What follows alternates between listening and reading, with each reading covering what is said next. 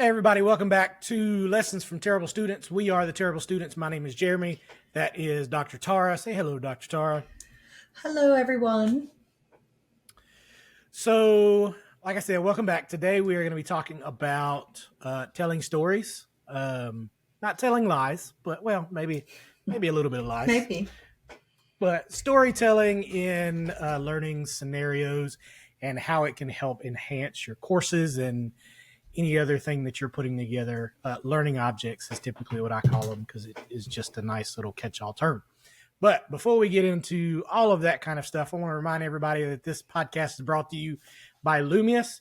At Lumius, we are your partner in learning.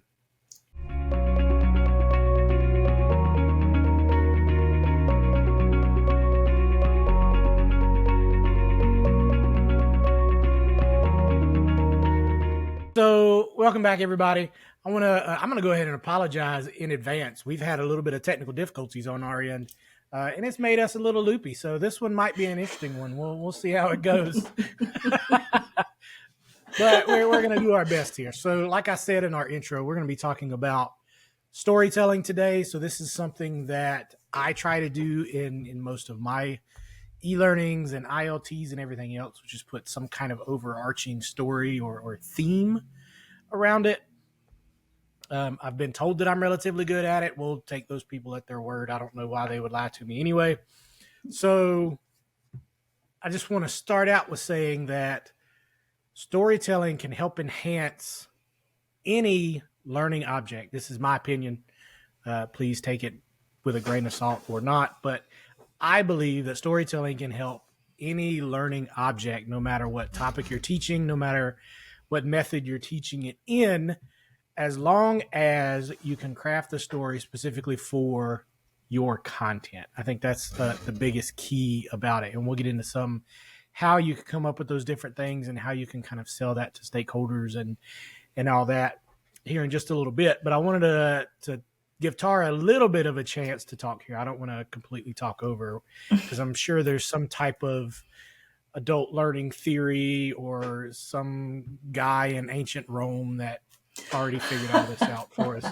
So I don't know if it's ancient Rome, but storytelling has been researched extensively, and it is, it shows, I think the last statistic I read was students are like 2 or 3 times more likely to remember a piece of learning, regardless of what kind of methodology it's delivered in, whether it's ILT, VILT, e-learning, a job aid. They're more likely to remember it if there's a story wrapped around it.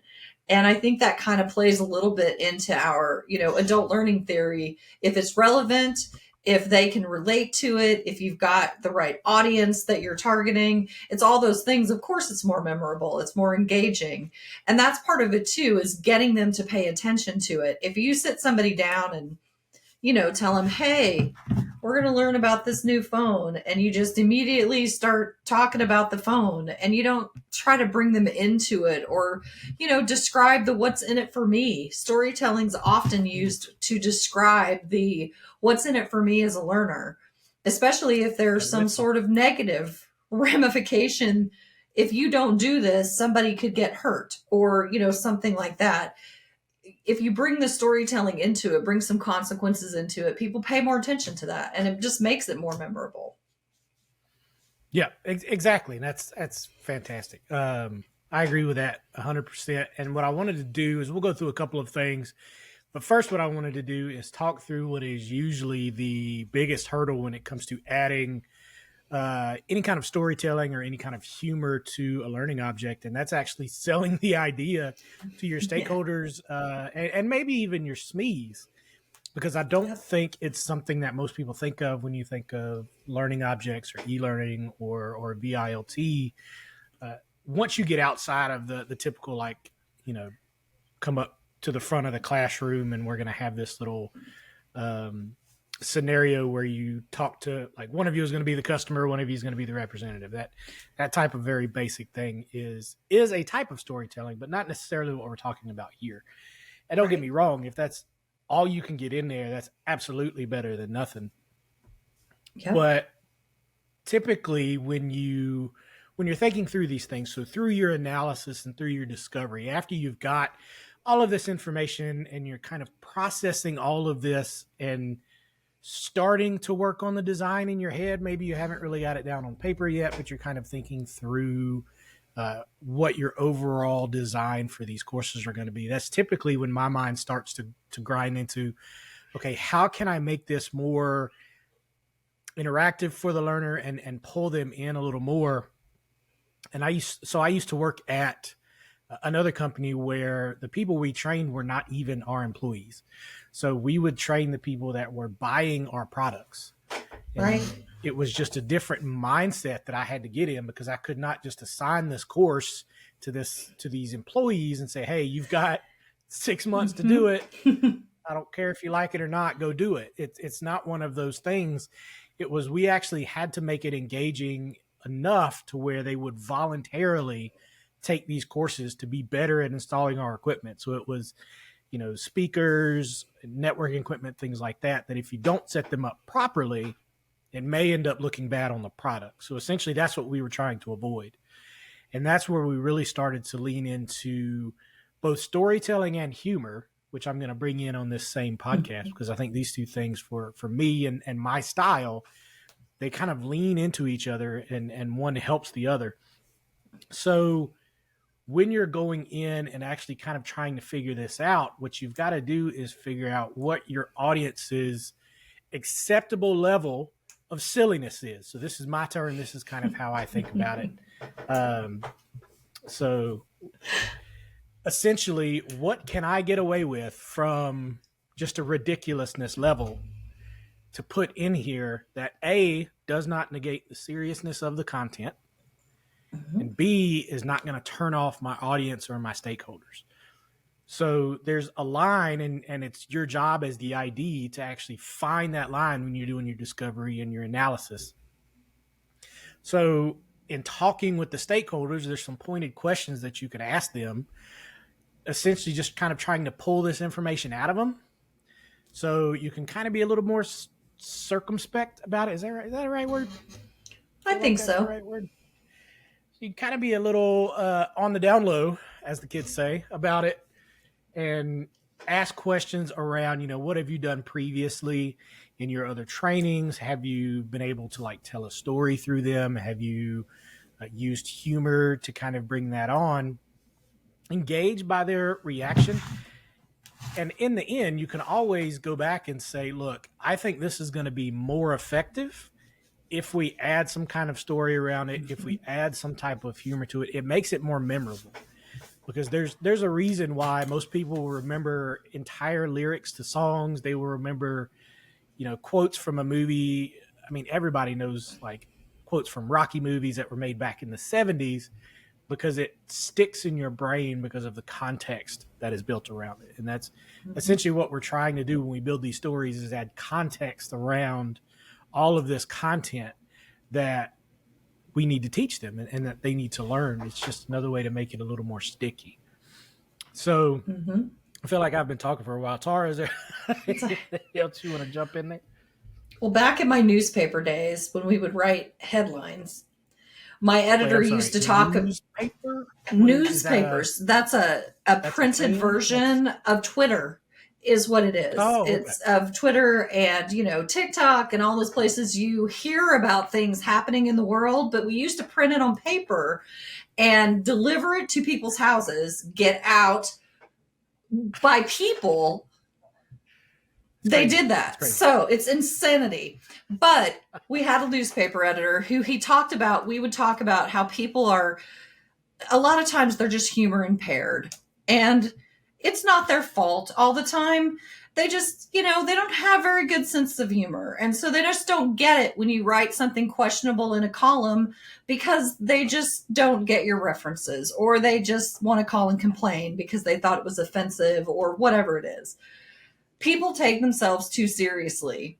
And in a lot of cases when we're developing learning, unless you are actually training people to save lives, I think we can all just take a step back for just a minute and know that that's usually not that's not usually what I'm developing for anyway. And that doesn't mean that I don't take what's being talked about seriously and I don't understand that safety and compliance are serious. I understand those things.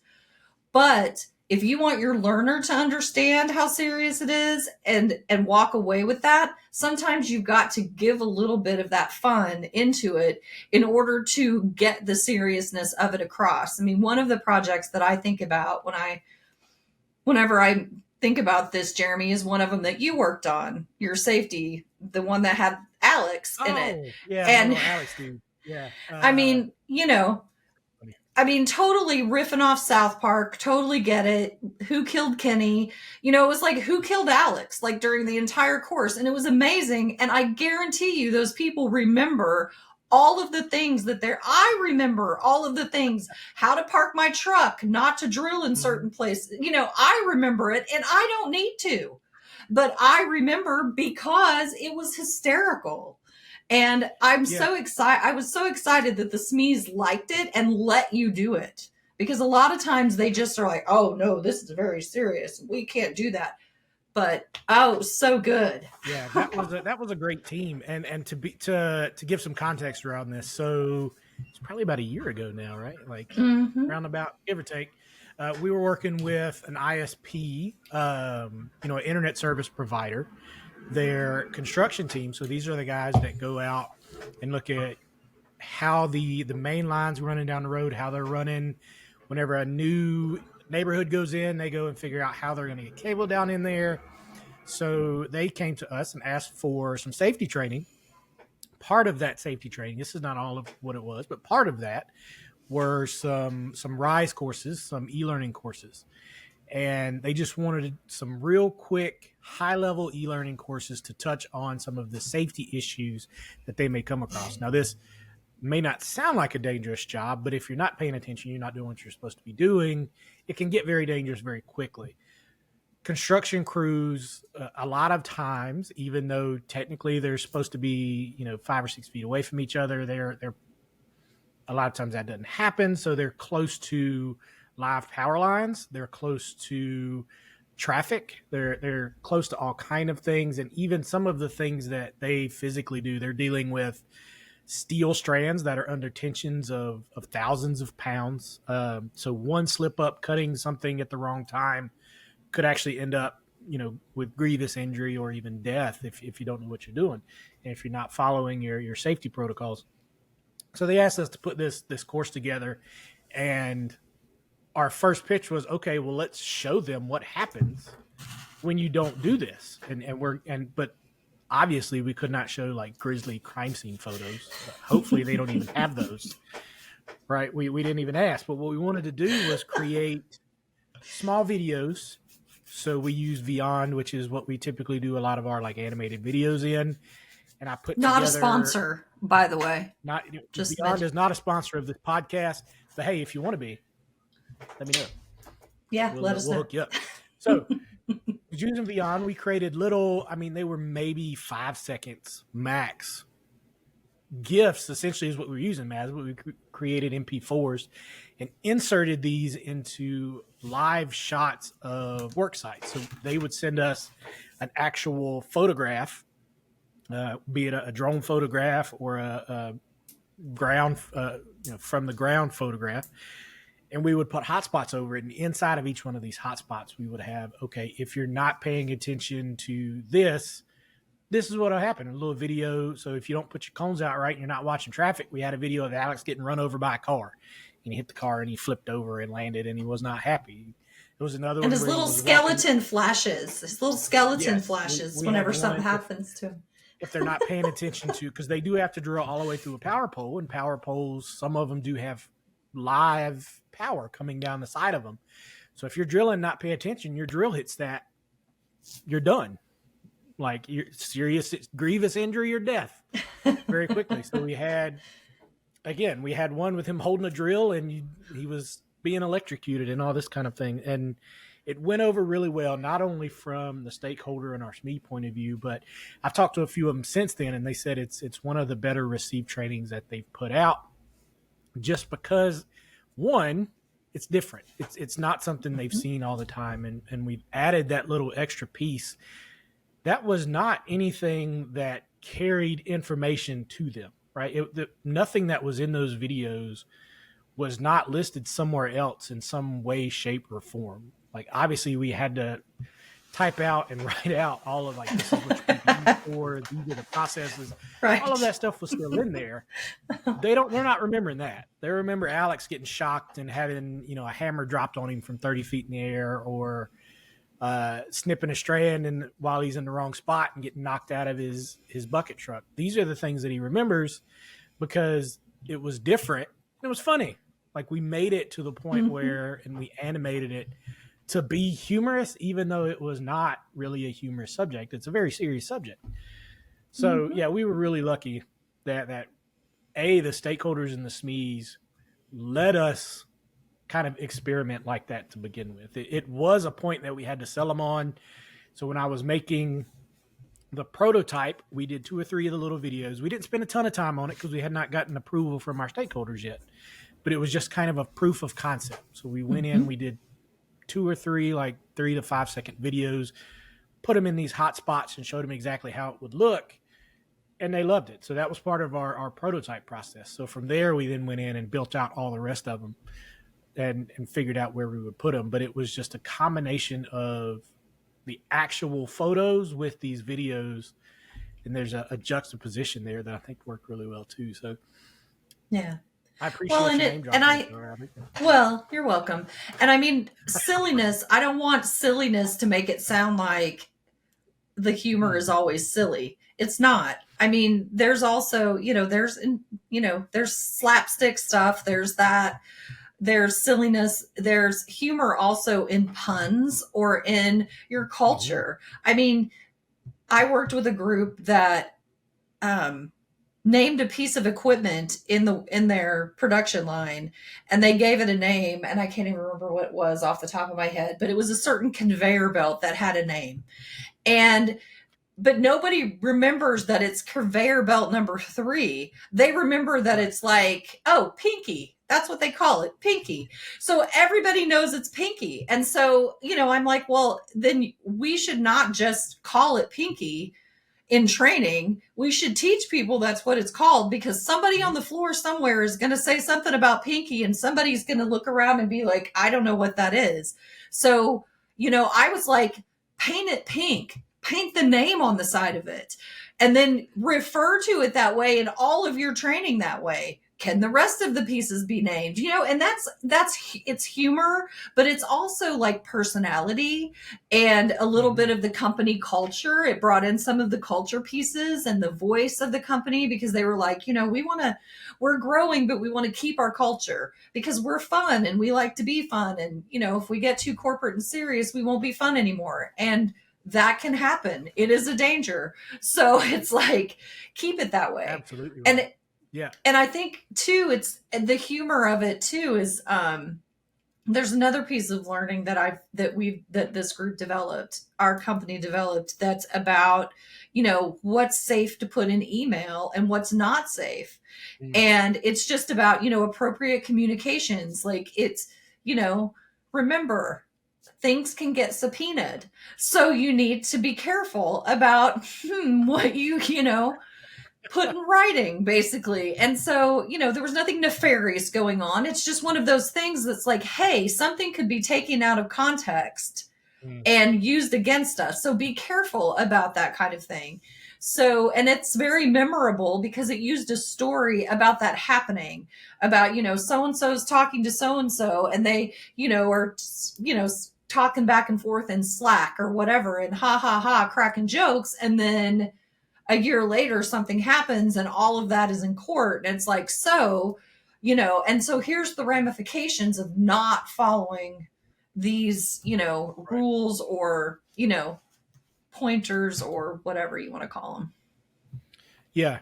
Well, no, and that's a good point. And I think what that kind of leads my brain to is a lot of people think adding storytelling is going to be a lot harder than it actually is. Like you don't need to write a novel as far as your storytelling goes. Like Right. you don't need to be Tolkien or Martin or writing these huge Yeah. uh, political intrigue fantasy novels. Essentially, all you need to do is put context to your content. Hmm. So there's Absolutely. some It's alliteration for you if I can get it There out. you But go.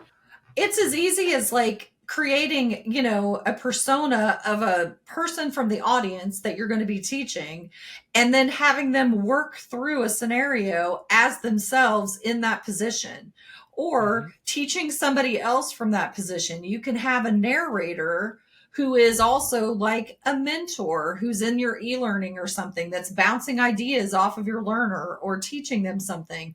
It doesn't have to be silly, doesn't have to even be animated. It could just be the voice and conversation or and flow of the learning itself that tells a story without it being just a literal once upon a time and, happily ever after at the end. It doesn't have to be like that. It's just putting it, tell a story of how they do the job.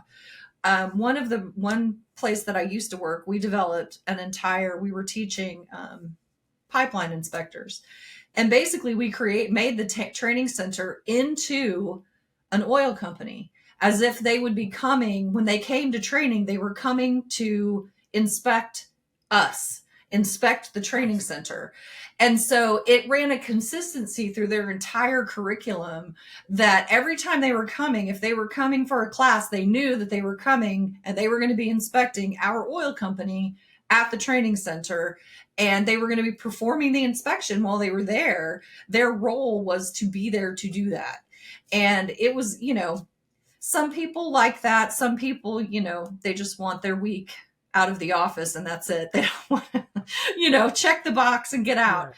But other people were very, we're very complimentary, and hey, this is a great way for me to learn not just how to do this, but also the little things that can come up while I'm doing it. And there was nothing funny about any of that. I mean, there wasn't. But just because we put it into almost like playing a game, it's Mhm. almost like coming and pretending for a week. I'm going to go do this inspection, and it's a safe place to fail. It's a safe place to learn. It's better than, being out in on a pipeline site and learning something the hard way. It's, gives them a safe place to do something. Right. So storytelling That's, isn't just about the story. It's it can be bigger than that. yeah, absolutely. And that, that's it really makes me think of probably another topic that we can do in a later episode, which is creating those safe spaces for learning and all that Hmm. kind of thing. Because it's a big deal, especially for people that go on client sites or customer sites Hmm. or Absolutely. anything to do with safety and all that. But we're gonna stick a pin in that. We're gonna come back to that at a later date. So I appreciate you giving me another Hmm. idea that I didn't have to think about. Hey, so yeah, I want to go a little bit deeper. So we've talked about kind of how to sell these things to the stakeholders. There are many studies that you can pull saying that storytelling has positive effects on learning and all that type of things. What I wanted to talk about more in depth is kind of some strategies and tactics that you can use to create the characters that Tara is talking about. So from e-learning into VILT scenario work, even in the type of thing that Tara was just talking about, you can create a character that is the receptionist for that company. So they have Hmm. certain ways that they react, and that is based on what you want to not necessarily test your learners, but make sure that they've been exposed to different things that they're going to be exposed to on the job. And I think that's key when you're creating some of these character things, because all stories, the one thing they do need is some type of character. They need somebody for the learner to put themselves into. Hmm. I read an article a few weeks back, and I don't even remember where it was now, essentially saying that as human beings, we pack bond with some of the most ridiculous things ever. So, you see people talking about babying their Roombas, like inanimate objects, even outside of pets. Like humans will pack bond and form emotional bonds with some of the most ridiculous things.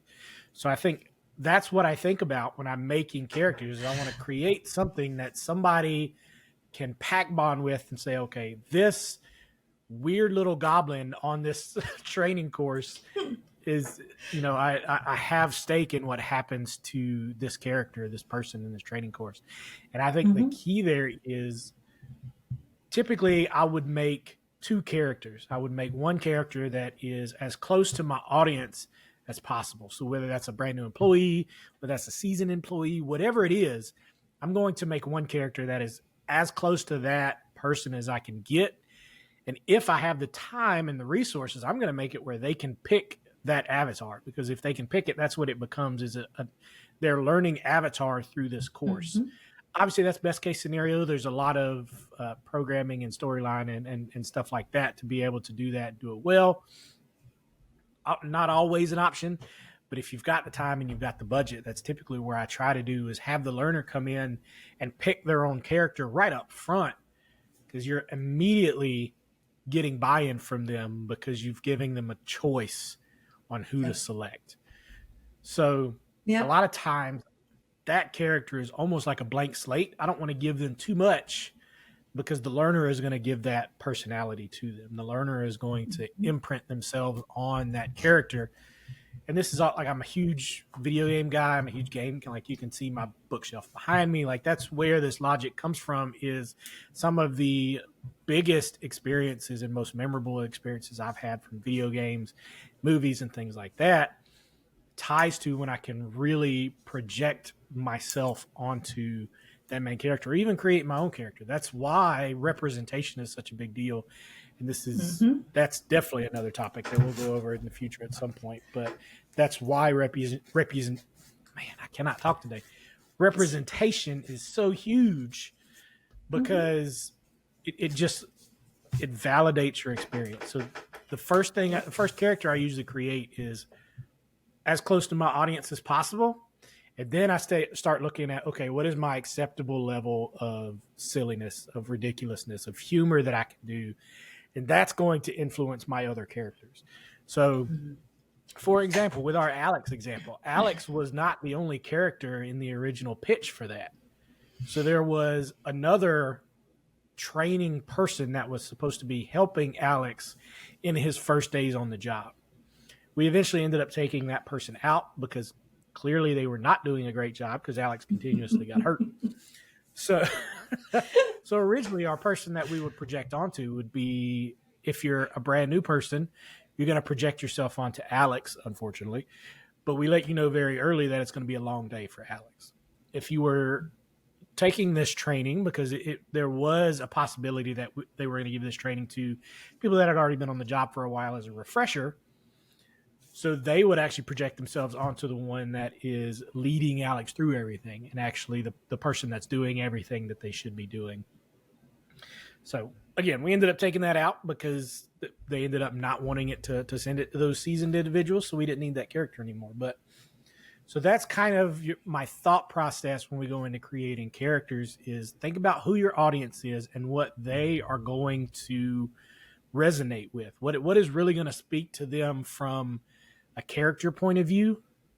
And then depending on how much humor you want to inject to it, how much humor you can inject to it, start leaning into the caricature part of it, while staying clear of any stereotypes or any negative thing about, different cultures and point of views, because that's really the danger when you get into this, is you could end up, I'm going to say unintentionally, because I want to believe everybody's got the best, thoughts at heart, but you could unintentionally end up offending somebody. And again, we've talked about QC before.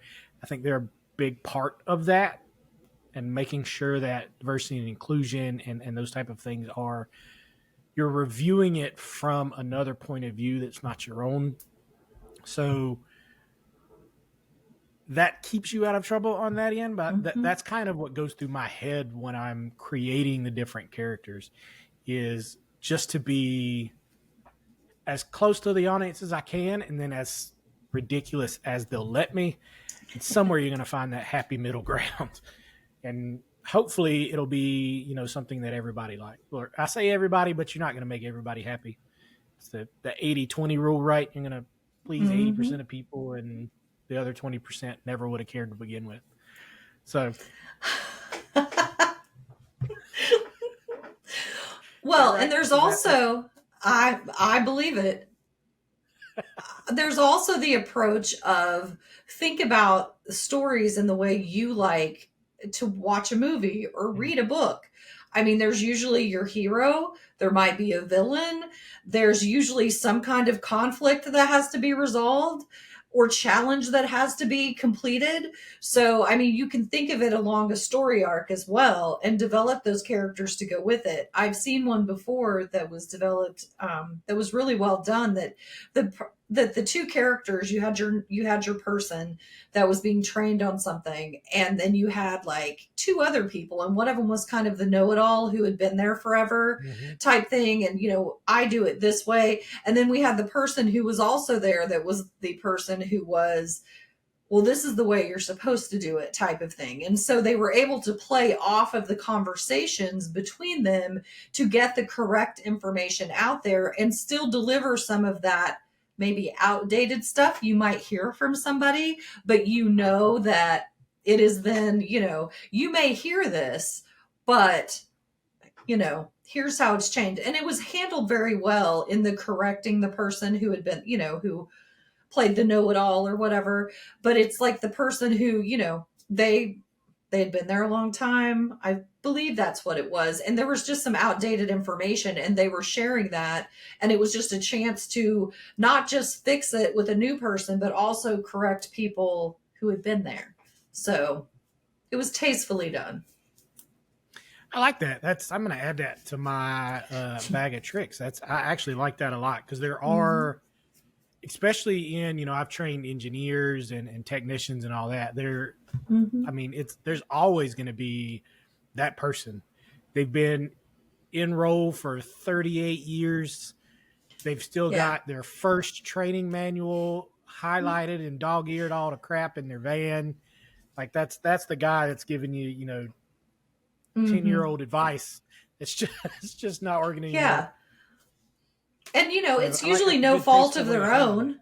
Yeah, absolutely. It's usually no fault of their own. I mean, they're out there, they're doing their job. If they're doing it well, nobody's going to bring them back in to retrain or upskill or whatever, right? So, they're doing it the way they've always done it, and they may not have the information. So it's a way to deliver it. But having your hero do something, solve something, take the lead on it, teach somebody else, or, the whole exchange of, I was looking at that before. Let them answer, let them give the information too, so that, it refers back to resources you probably provided to the learner who's like, oh yeah, I was supposed to look at that handbook before I took this e-learning, but I didn't. So now I will, that kind of thing.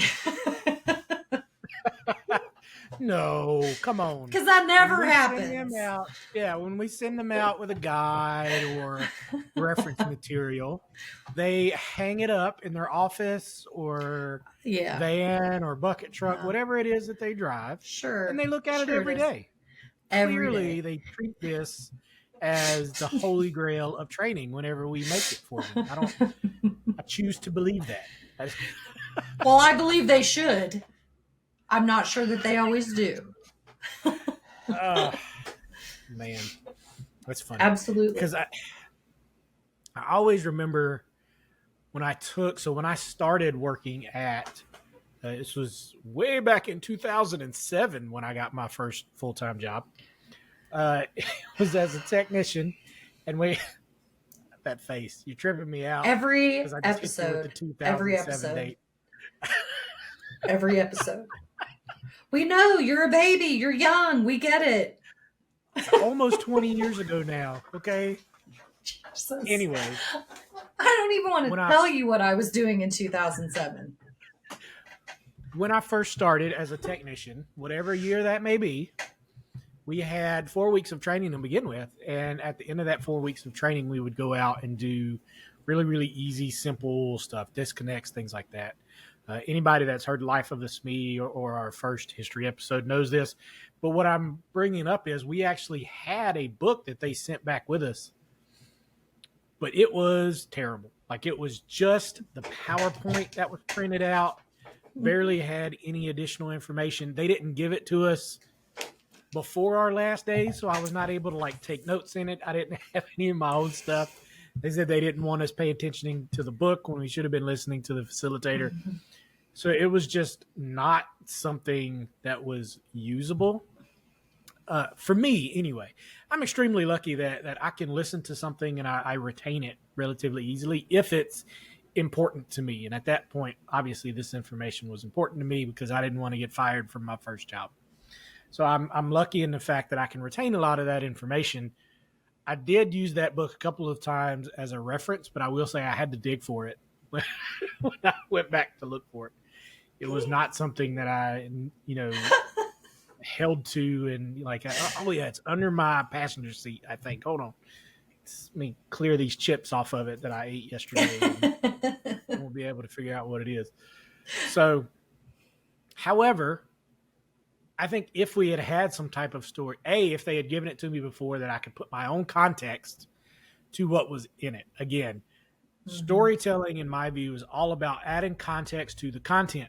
So if I could have added some type of context to that book during training, I think it would have been more impactful. Also, if they had given me the context to begin with and said, okay, even if it's just each one of these individual problems, if you come across a TV with a snowy picture, check these things first. Even just that is storytelling, because now in your head, I'm like, okay, I'm walking into somebody's house and they got a snowy picture on TV. Used to happen all the time. Not so much anymore that everything's gone digital, but it used to happen a good bit. So, but none of that was there. It was just all kind of math and formulas and all that. And we had to remember the context that we placed on it to begin with. So it was nothing that our training department did. But to be fair, there's a ton of material we had to go over in that 4 weeks. So I'm sure they did the best that they could. Now, all of that said, storytelling is important. Context is important. What I wanted to bring in is kind of the last thing to go over. And I think this is something that a lot of people tend to shy away from because in fact, Tara and I were just talking about this before we started. One of the reasons that they shy away from this is they think it might date the training. And that is using pop culture references in your training. Now, I can see how the argument can be made that this can date a training. My argument back to that is I don't necessarily think that's a bad thing. And Tara has her reason, which I agree with, which I'll let her say in just a bit when it comes to how often you should retouch your training. But I'm going to step in first and say if the pop culture references you are using are popular enough, then it kind of it's universal. Like I could use Rocky quotes, I could use quotes from The Office, I can like Seinfeld quotes, Friend quotes, and all of those shows and movies were 70s, 80s, 90s, decades ago. I know that, Tara, I'm sure that probably hurt you too, but yes, that was decades ago that these shows went off the air. Not even when the episode that the context comes from. Those shows and movies are decades old, but I could still put them in training now. And I still feel like even for Gen Z or what are we on now? Z, right? Gen Z, I still feel like would get some of those references because those references were used by Gen X, Tara. They were used by my generation as millennials. And we just passed them down as like my daughter is 11, almost 12. And she's watched Friends. Like she knows the references when we talk about it. Luckily, she doesn't get everything that's going on in there, or I guess she doesn't. But anyway, she gets the references when we talk about it. So that's look at the memes. Look at memes that are out there. Almost all of them are some kind of pop culture thing. And And, I think, you I know, really do honestly think that memes are an untapped resource when it comes to 100%. learning. Like, I try to use them whenever I can. Most of the time, they get thrown out. A, because maybe my stakeholders don't understand the meaning behind it. B, they don't really want that kind of context in there, whatever. But I think as more of the younger generation comes up, I think it is an untapped resource because there are meme generators out there where you can create your own meme for your content. So you can Hmm. specifically tailor these memes. And best case scenario, it becomes like the pinky assembly line, right? Like it's something Yeah. that will be talked about within the company and kind of come up with a life of its own. So in addition to, I'm going to turn it over to Tara in just a minute, but I think that's kind of my argument for using pop culture references is I wouldn't say they're evergreen. Eventually, yes, they're going to fall out. I would not use like a John Wayne quote. I would like something that far back. Maybe Clint Eastwood. I think everybody knows. I don't know what movie it came from, but do you think you feel lucky? I think that's one that everybody would understand. That's Dirty Harry. Come Dirty on. And Harry. it's Thank you. Make My Day. Whatever. We're going to So have a talk, is what we're going to have to do. I was never a big Western guy. Like, was Dirty Harry? Dirty Harry wasn't a Western, was it? It was not a Western. Yeah, I think Clint Eastwood. I think Westerns because of the good, the bad, and Yeah. the ugly. Right? Like that's just what I. Yeah. That's No. where my mind goes. But again, I wouldn't use like a Bonanza reference. I wouldn't use Beverly Hillbillies reference because at that point, I think they've aged out. But for people our ages in the working field, you know, early 20s to late 20s, right, Tara? That's about where we're sitting. Is that where you're? Yeah, Hmm. that's where I'm at. Oh, yeah. Yeah. uh, That's I exactly think where I'm sitting. I think the In references my that we heart and in remember, my head. I think are still applicable. A, streaming services have absolutely made this a lot better because a lot of these shows are having a second renaissance because they're put on Hmm. streaming services. Like Friends was one of the biggest things on, I think it was on Netflix to begin with, and now Yeah. I know It's it's on on Netflix. HBO Yeah. Max.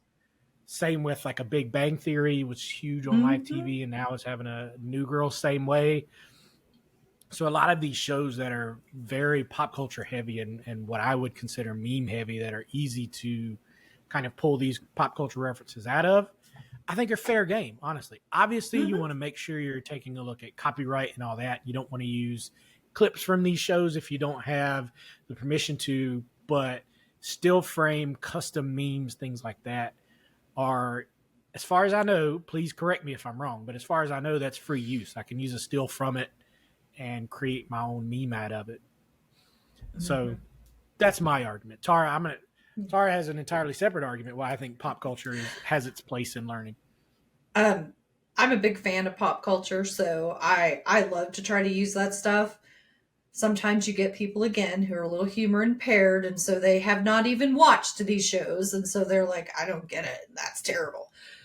The thing, my caution about it is when someone tells you, oh, that's going to date the learning. If you're going to use, if you are planning, if you're building a piece of learning and you don't ever plan to go back and look at it, that is not a good practice, is what I'm saying. So you should be reviewing your learning at, have life cycle maintenance on these things because you're right.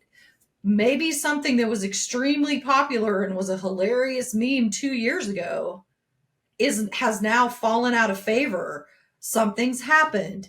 Somebody got canceled. I mean, I don't know. It could be a Mm. million things. Something that was appropriate 5 years ago may not be appropriate now.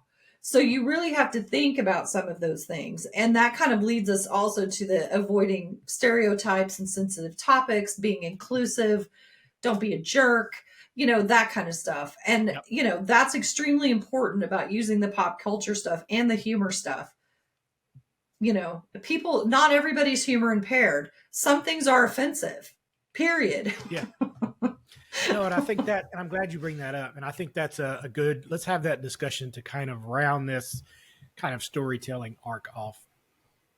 Hmm. When you're adding context, you want to make sure that you're adding the proper context for your content and that it is accurate to the best of your ability for what your learner is going to be doing. So that's one thing. Let's set that aside and say what else you should be doing and you should be reviewing when you're talking about storytelling. Tara is absolutely right. Stereotyping is a huge problem. You want to make sure that you avoid that at all costs.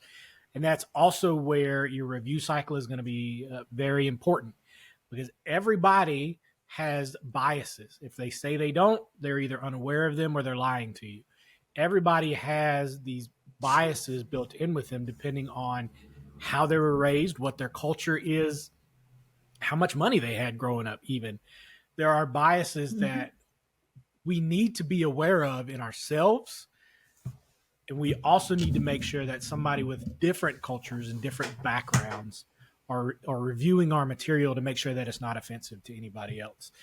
Hmm. Because if your learning offends one person, even this training is going out to the entire company of 10,000, 50,000, 100,000 people, you truly offend one person, they're going to let you know and you're going to have to answer for that. You're going to have a reason why you Hmm. made the decisions that you made and how it got out if it was deemed offensive. So, and if you don't have a good answer for that, that's on you. That's on you as the instructional designer because that is your job to make sure that what you wrote did not offend anybody. Even if it was an honest mistake, it's still on you. You have to come up with a way to make sure that somebody's checking your blind spot. And I know we did an episode on our QC team and they're fantastic. And I know they cover a lot of that for us because I am a middle-aged white male. I have blind spots when it comes to a lot of cultures, right? Like it's, and I like, I always use this example. So when I was growing up, I was watching Family Matters. I was watching Fresh Prince of Bel-Air and I was seeing these episodes about how police treated African Americans and how it Hmm. was basically a different system of justice for them. Never pierced this thick skull until 2020, until George Floyd and all that kind of stuff happened. And I don't Hmm. want to get deep into that, but it's just I had to sit back and say, man, I really did have a blind spot, even though it was staring me in the face the whole time. That was my fault that I didn't see that. And it was one of those formative moments in my life, later in my life, but still a formative moment in my life where I realized, man, I've been completely blind to this up to this point. So I don't want to get too much into that because that's a No. real quick way to get in You're trouble with right, though. There somebody are on the internet. people. Well, there are people who, I've built a course on unconscious bias before and about Mm-hmm. not judging people by the tattoos they have, or if they even have them, or if they have their nose pierced, or if they have their hair Yep. colored strange. I mean, stereotype and biases go together in a weird way because a lot of times biases can be completely dependent upon some stereotype that someone has, but the unconscious piece of it is what you said. You may not even realize that you're doing it because you have not been exposed or you don't have the knowledge to recognize Right. it, and that's why it's important to Well, have other people looking at things. exactly. And just because it hasn't happened to me does not mean it does not happen. So just Absolutely. because it doesn't offend me does not mean that it is Right. not rightfully offending somebody else. So, Exactly. and And I mean, I think a Jeremy lot of and it, I have really dark humor, okay? So we're not offended by a that's lot. true. That's So true. we That's might not absolutely be the true. best choice of things, the best people Well, to review and things. that's, and, but I think the key is the self awareness to know that Yes. and know that that may be a blind spot for us and to send it to somebody that is a little Hmm. more empathetic, is a little more, on has different life experiences, all that kind of stuff that can review it from a different point of view to make sure that yes, it is darkly funny, but it's legitimately funny and not making fun of somebody. Right. So, Right. and Absolutely. to use our continued um, Alex comment from before, Hmm. there was a conversation on what Alex should look like because Oh, I'm sure. Alex is doing everything wrong. Alex is Right. continuously causing himself bodily injury and things like that. And what we ended up doing, and the reason his name is Alex and the reason he looks like he does, is one of our SMEs said, make him look like me. Give him my name, make him look like me. So it was actually one of the supervisors of the team, one of the guys that had been there forever. It added another layer of, this looks like this guy that we know. Hmm. We didn't specifically say that's who he was. We just named him after him, made him look after him. So if you knew this person, you worked with this person, Yep. that was an extra level. It made it even funnier for you. Yep. If you And didn't, memorable and exactly, relatable. exactly. So we did have a conversation around, okay, what does this character, who is a caricature of a bad employee and B, somebody that is not that smart, what do they Hmm. need to look like so that we don't offend anybody? Right. So you have to have those conversations when it goes back to your character creation. You want to make sure everybody is represented and represented in a respectful way. And any caricatures that lean into the ridiculous, there is a reason that you made them look the way they look. You just can't throw a model on the screen and think you'll be okay. So you got to make sure that all of these things are thought through so that you're not causing undue stress on your learners, because at the end of the day, our job is to make sure that this information gets into our learners' long-term memory, right? The Hmm. moment that they are offended, slightly offended, majorly offended, taken aback by your content, you've lost them. So even outside of all of the culture and all, all the biases and all that, you've lost your end goal, which is to get your learners your information, because they're not going to listen at that point. They're just going to click through and they want it over as soon as possible. So, regardless of everything else, of all the other things going on in the world, you've messed up your primary purpose, which is to make sure they have a good learning experience and get that knowledge into their long term memory. So, I think that's kind of how we have to look at it. Whether you Hmm. agree with what's going on, whether you agree whether they should be offended or not, doesn't matter in the end. What matters is, did you teach your learners to the best of your ability? So And remember, that's my soapbox. storytelling is a tool. It's not the learning itself. So the storytelling is used to deliver the content. So don't That's get right. too lost in it. I mean, yes, have fun with it, be creative, see how you can get your stakeholders to buy into it, but it is not, your purpose is still conveying learning. Sorry to be the buzzkill here, but it is still to convey the learning you No, need them absolutely. to That's have. perfect. Yeah. What you don't, I think if you overcorrect in the other direction Hmm. and you work too much on your story and not enough on your content, what they're going to remember is your fake story and not the content that you've delivered to them. So Yeah. you're absolutely right. It's a fine balance. At the end of the day, we are creating learning to teach them something, new process, new product, safety, whatever it is. That's what you want them to remember. You don't want them to remember whatever made up story that you came up with. However great that it may be, you can't have it overshadow your content. You're absolutely right. Yep.